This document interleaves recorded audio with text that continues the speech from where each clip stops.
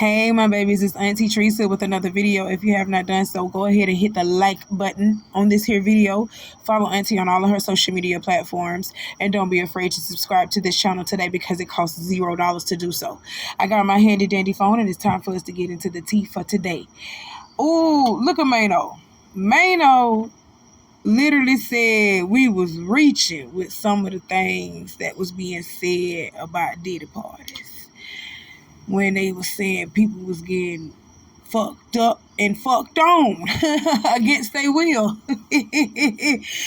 Maino said that, and oh my God, this ain't gonna age over too well for you, Maino. This ain't gonna age over too well for you. So let's hear what Maino has to say about these Diddy parties, and then I'm gonna come back with the rest of my commentary.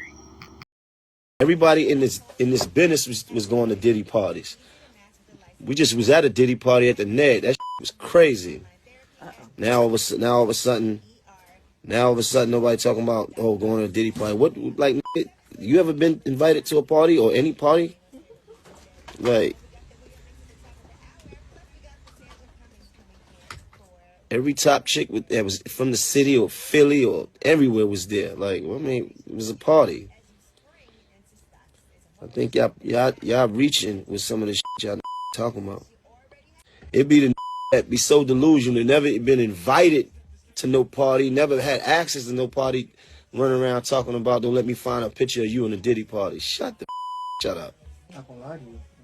It's fun. Listen, Diddy had a party at the Ned recently, like a couple of months ago when they dropped that album.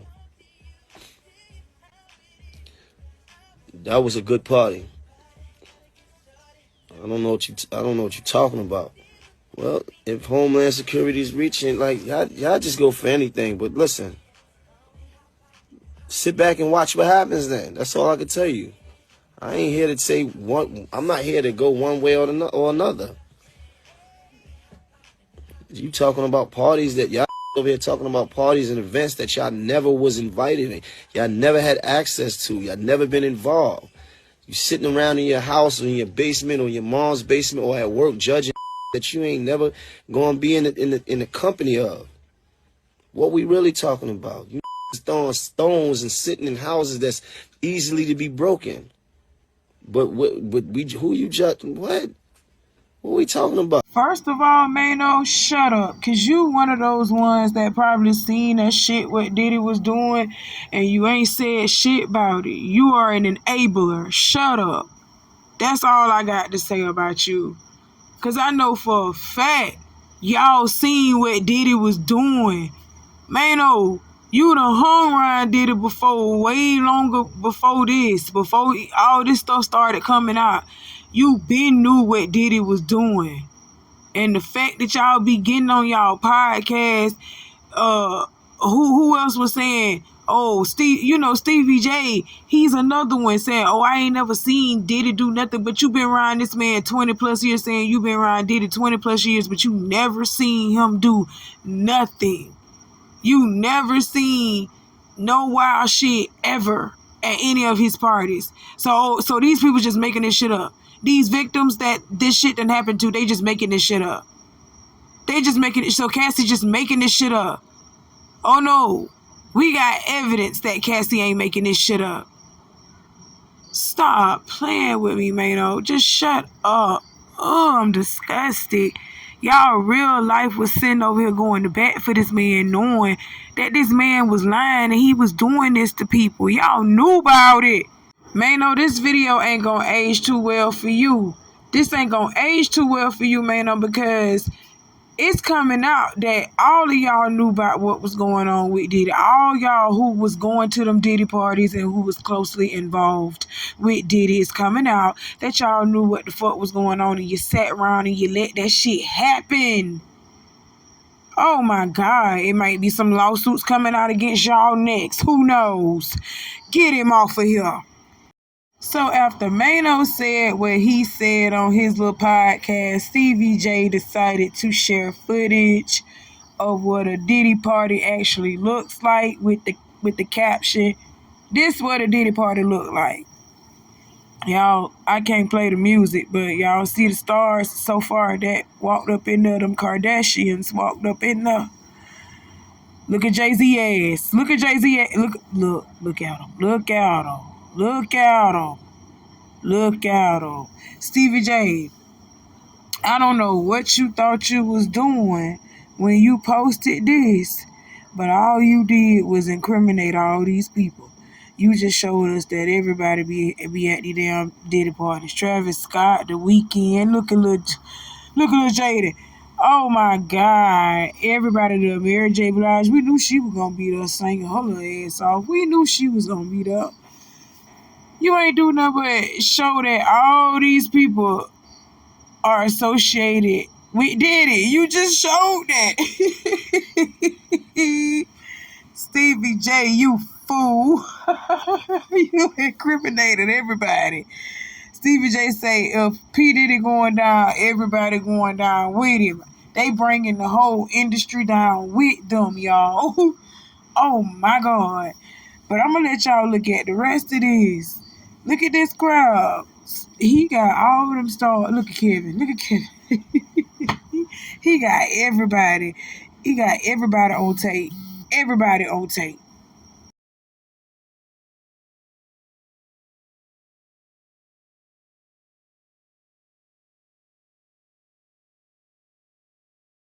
I hate to interrupt everybody's partying though, but Diddy also got several documentaries in the works about him. Okay, and you know TMZ messy ass got the news on that.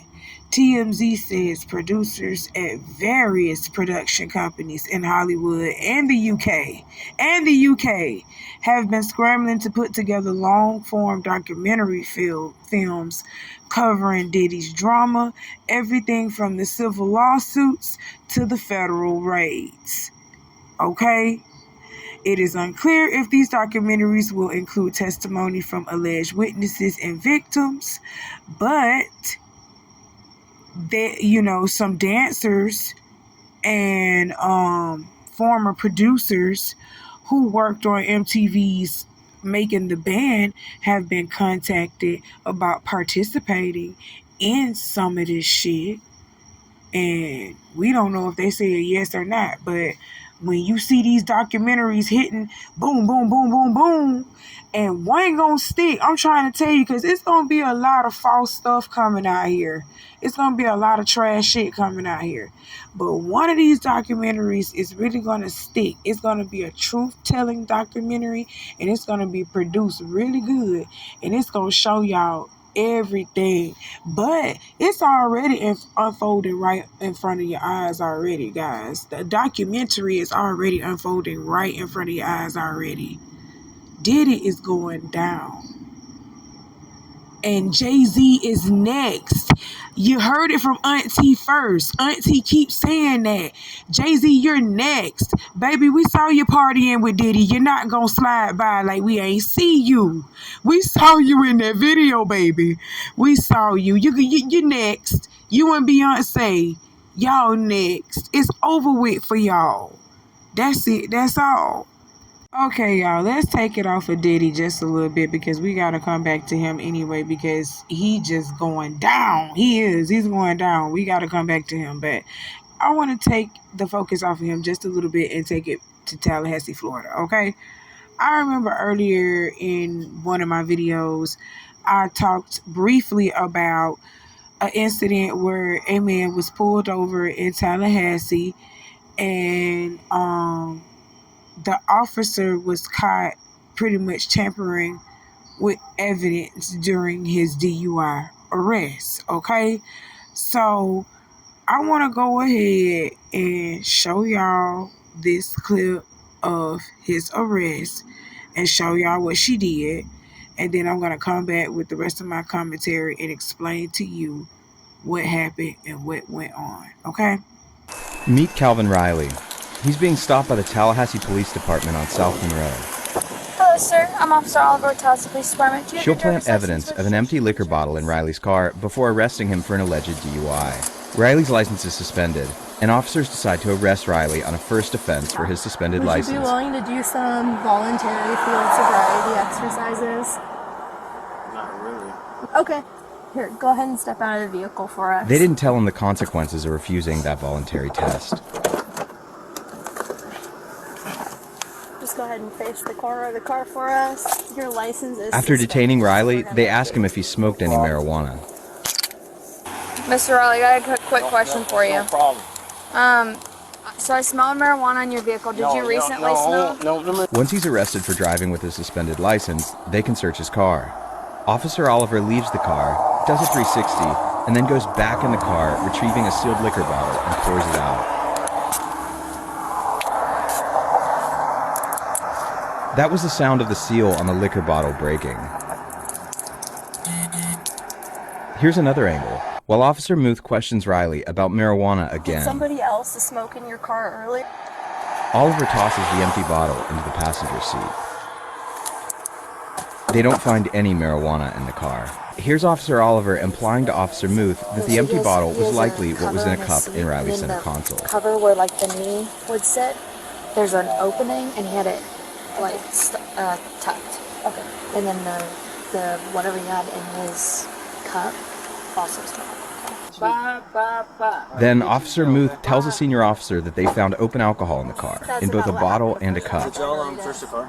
Yeah. Okay, nothing in there? No. Well, okay, so he had a bunch of alcohol stash in there, but Nothing open or anything? yeah, open. Oh, okay. Yeah. Alright. Yeah, in his like Tervis in the center console, he had a mixed drink, and then under his knee he had a like little bottle of vodka tucked away. When officers group to discuss the case, they all ask each other if their body cameras are off. Still alive. Any evidence of that? Marijuana. Yeah. Are you still on? The video ends at this point. Riley's arrest report states, quote, "A search of Riley's vehicle yielded a small bottle of vodka that was opened in a pocket in the driver's seat cover." Riley's case begins on Friday, April 5th in the Leon County Courthouse in Tallahassee. Now y'all see why we have a problem with the police down here in our community, in the black community. We have a police problem. We have a problem. Y'all motherfuckers don't do right. Y'all don't do right at all. We don't trust you. But with all this evidence that I just presented to you guys, and y'all even heard the police sit there and lie and say that man had open containers of liquor in his car, when she was the one that actually opened those liquor bottles and put it in that man's car, threw it in the passenger seat of his car like that. Like, with all of that evidence that I just showed y'all, do you not know that Mr. Calvin Riley was still convicted of the DUI? He was still convicted. He lost his case. He was still convicted of DUI. They still found that man guilty of a DUI. He went drunk, went nothing. He wasn't even drunk.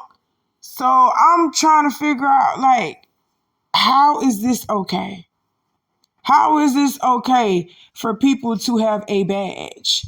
Because without that badge, they ain't nothing. They ain't nothing. They regular civilians like us. So if you have on a badge, you can go and just pick on people and give them DUIs and shit and ruin their lives and mess up whatever type of credibility that they have. You know, because DUIs fuck up insurance. DUIs fuck up all that shit. DUIs be fucking up shit. Okay? So, like, why did you do that man like that? That's crazy. I just wanted to provide y'all a little update on this case. That man lost. He lost. And now, because they convicted him of a DUI, he gonna have to spend probably a year or 2 years trying to fight this to overturn that guilty verdict. He got to overturn that. He got to fight to appeal that guilty verdict so he can clear the DUI off of his name, because DUIs last up to from 2 to 5 years on your name. So if you're trying to do CDL, anything, any type of driving thing, anything that you're doing driving wise, that's going to fuck you up. Oh my God, I should know. Because personally, Auntie got a DUI. Auntie has had a DUI in the past. That's the past though. I'm good now. But hell, Florida don't fuck off.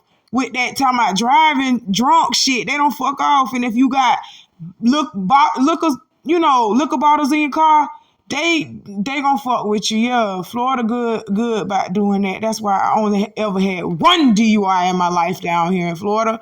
Only one DUI, and I ain't never doing it again. That was Auntie younger years when she was out here acting crazy and getting drunk and shit and trying to go home after a drunken wild party and the police got me. TPD will get you. They will get you. They'll get you bad, you hear me? But that was the old me. I'm good. I done settled myself down, but I'm mad that they did Mr. Calvin like that. I'm mad that they did him like this.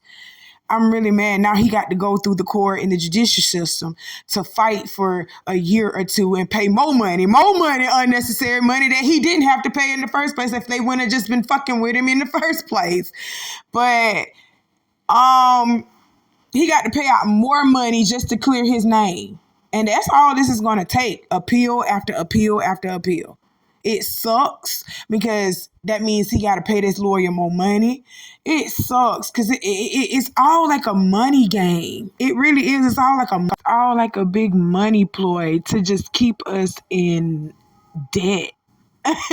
I'm serious, just to keep us in debt, in America's debt. And I don't like that. I just hate it. I hate how this whole system is set up. I just hate it. But we're going to pray for you, Mr. Riley. We're going to pray for you because we know he's still fighting. I do have an update on that. He's still fighting. He said he's going to make the appeal to overturn what the judge ruled. So we're going to pray for him. We're going to keep Tallahassee in our prayers because that's where Auntie from and that's where I reside. Well, that's not where I'm from. That's where I reside. I'm from Havana, Florida. Well, that's right up the road anyway. That's right up the road in Gaston County. So we're going to keep Mr. Riley in our prayers, y'all. So let's move on. So y'all see Drake Bell floating across my screen. Don't be alarmed. Don't be alarmed. We got to talk about something, guys. We got to talk about the others. I'm not a part of the other community. I am a part of the so-called black community, which we need to change our name from that. We're not black. But anyway, that's another thing to be discussed. That's another issue. That's a whole nother video. But we need to talk about Drake Bell. Drake Bell is Drake from Nickelodeon's Drake and Josh. You understand what I'm saying?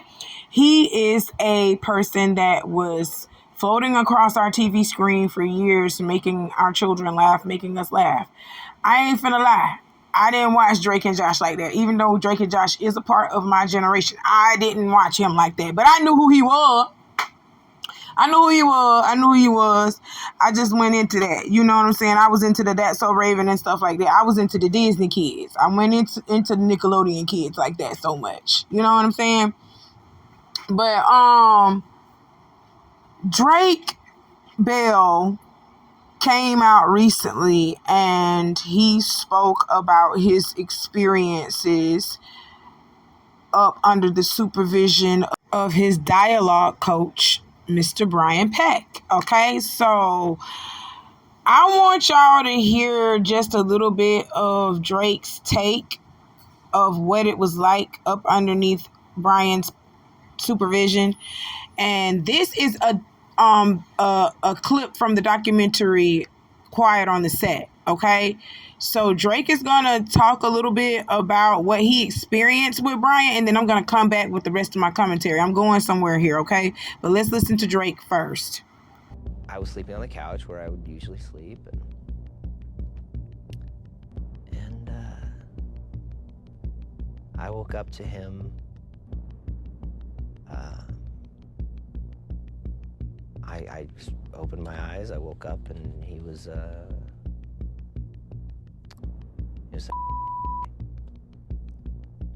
and I froze and was in complete shock and had no idea what to do or how to react. He's so apologetic. Oh, this will never happen again. I'm so sorry. That I don't know what got into me, and I crossed the line, and this will never happen again. And well, he figured out how to convince my mom and everyone around to have me, you know, anytime I would have an audition or anytime I needed to work on dialogue or anything, I somehow ended up back at Brian's house. I really don't know how to elaborate on that on camera, really. Why don't you think of the worst stuff that someone could do to somebody as a and that'll answer your question.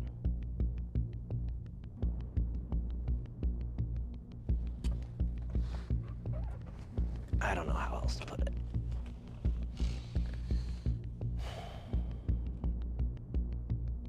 It was not a one-time thing. It was not a, oops, no, it is, I mean,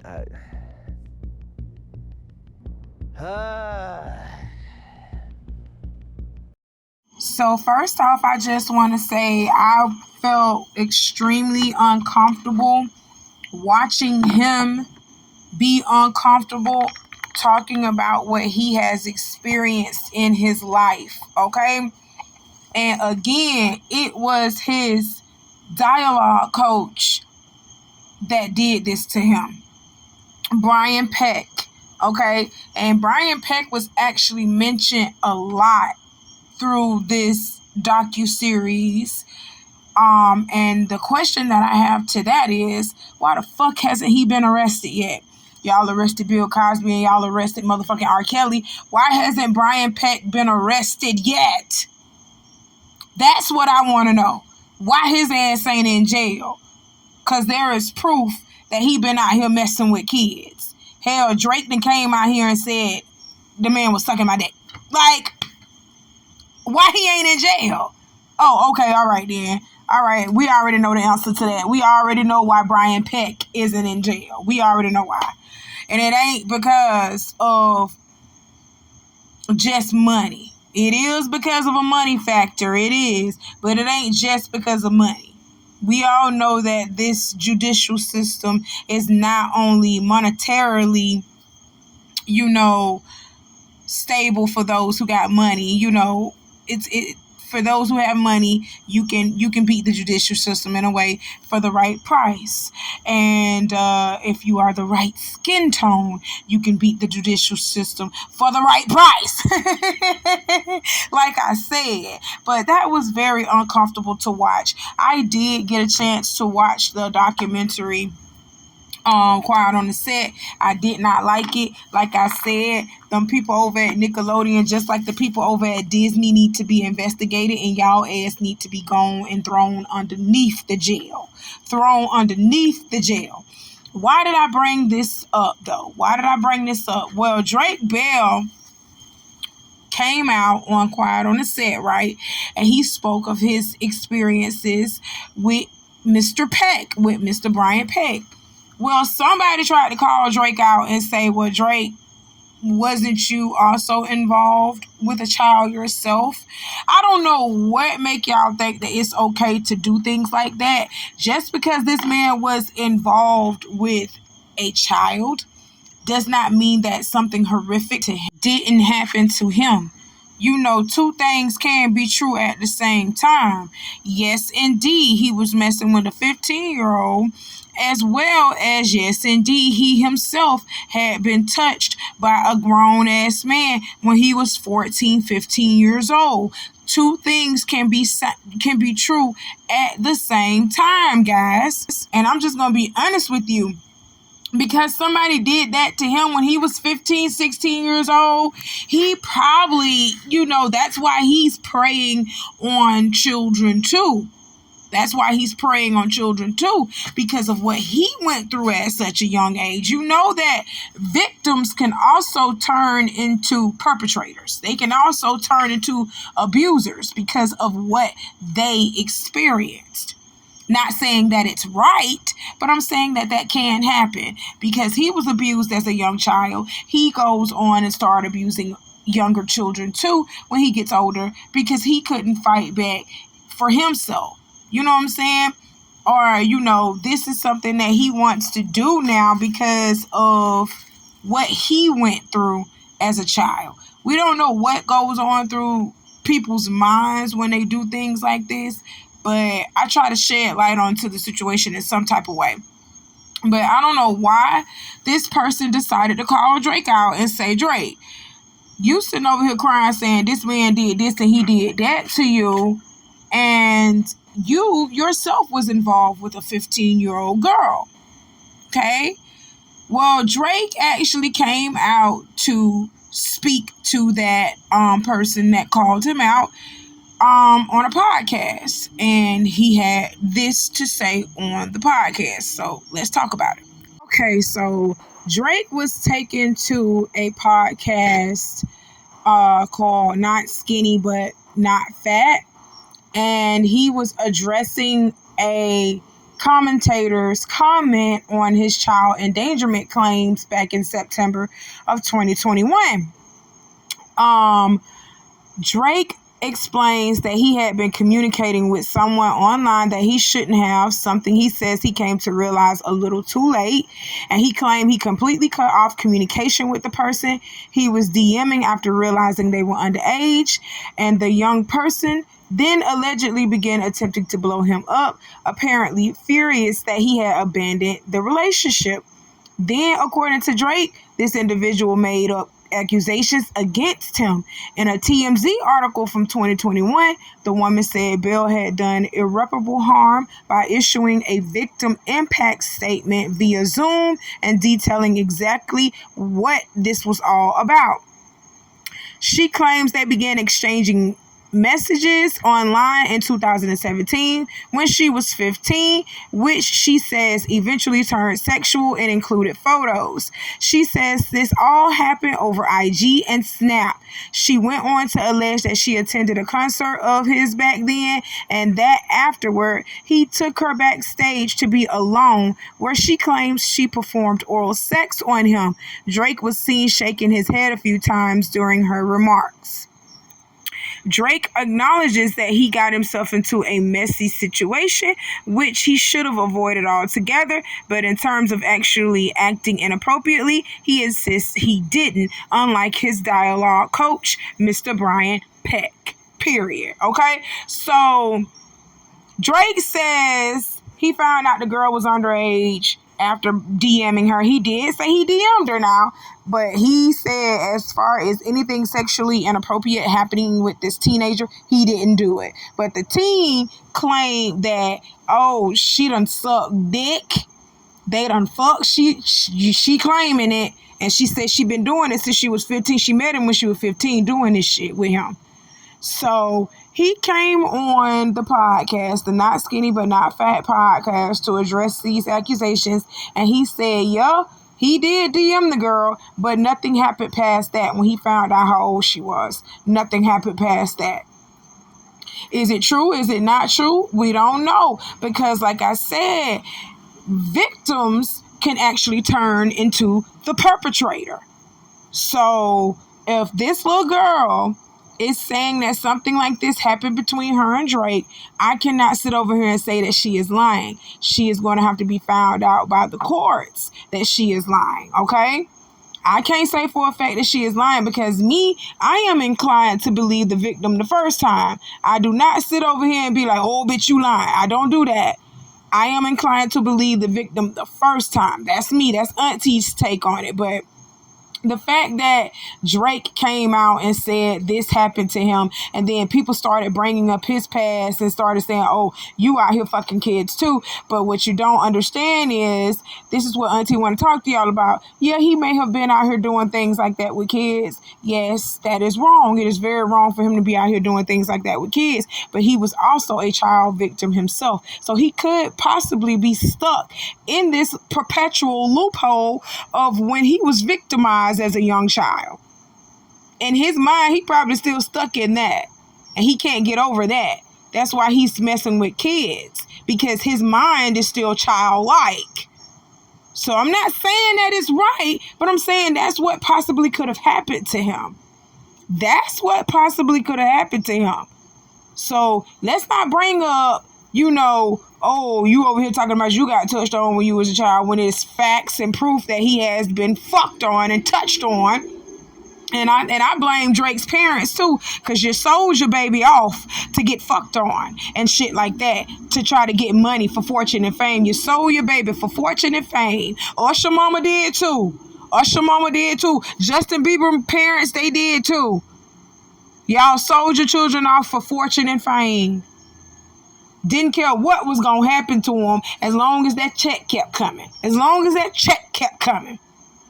That's just sad. But Drake, even though you are not a part of the black community, I do want to speak on behalf of the black community when I say we are very sorry that this happened to you, and we pray that you get all the help and the therapy that you need, whatever help that you have needed throughout these years to get through and cope with what has gone on with you, to you, against your will. I'm praying for your complete healing throughout all of that. I am praying for your complete healing throughout all of that. Your mind, your body, your spirit. I am praying for it all. And I'm also praying for your parents. God have mercy on their soul, because Drake, I'm sorry. I hate to bring your mama and daddy up in this, but I'm just going to have to say what needs to be said. Drake Bell's parents, Mr. and Mrs. Bell, y'all was wrong as fuck for selling y'all child off into the industry the way that you did.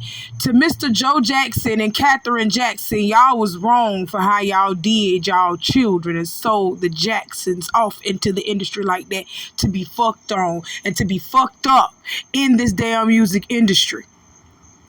To be fucked on and fucked up in this damn music industry. Justin Bieber's parents, Mr. and Mrs. Bieber, how dare you? Aaliyah's parents, Aaliyah Halton, how dare y'all? The Haltons, how dare y'all? Beyonce mama, how dare Tina, Miss Tina and Matthew, how dare y'all? Y'all know what this industry be doing to these kids. Y'all know what these people in higher up positions be doing to these kids.